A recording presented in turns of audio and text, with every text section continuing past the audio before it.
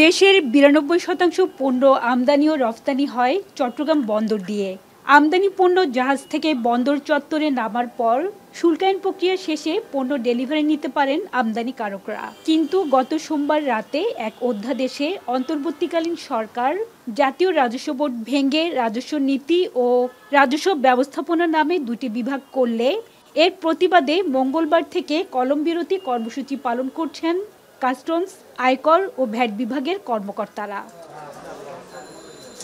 রাজস্ব কর্মকর্তাদের সকাল ৯টা থেকে বিকেল ৩টা পর্যন্ত কর্মবিরতির ফলে কার্যত বন্ধ হয়ে গেছে আমদানি ও রফতানি পণ্য চালানের শুল্কায়ন কার্যক্রম ও রাজস্ব আহরণ। সারাদিন টেবিলে টেবিলে ঘুরলেও দুটি হলরুমে কোনো রাজস্ব কর্মকর্তা উপস্থিত না থাকায় কাজ শেষ করতে পারছেন না সিএনএফ এজেন্টরা। অফিসাররা যখন কর্মবিরতি করছে, সে কর্মবিরতির পরিপ্রেক্ষিতে হচ্ছে কি আমাদের সিএনএফ যারা আমরা কাজ করি সঙ্গে যারা ওতপ্রোতভাবে জড়িত এবং সরকারের রাজস্ব যারা আমরা আহরণ জন্য আমরা দৌড় বেড়াই, আমরা চরম ভোগান্তির মধ্যে আছি।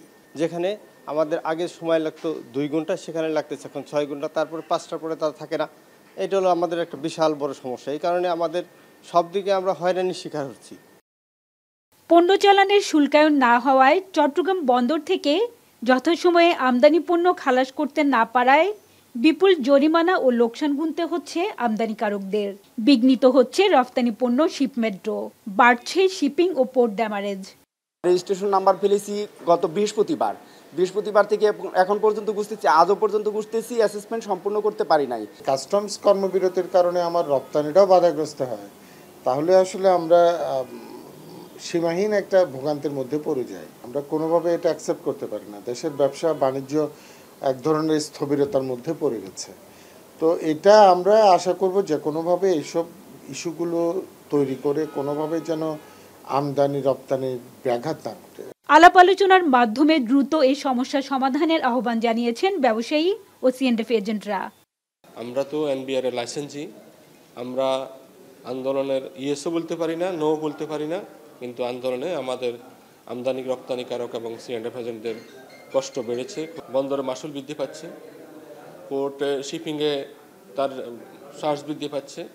আগে বন্দরের চার্জ ছিল মনে করেন $1, এখন 4 গুণ বৃদ্ধি পেয়ে $4। প্রতিদিন চট্টগ্রাম কাস্টমস হাউজে গড়ে 7 থেকে 7,500 আমদানি রফতানি চালানের বিল অফ এন্ট্রি বা নথি দাখিল হয়।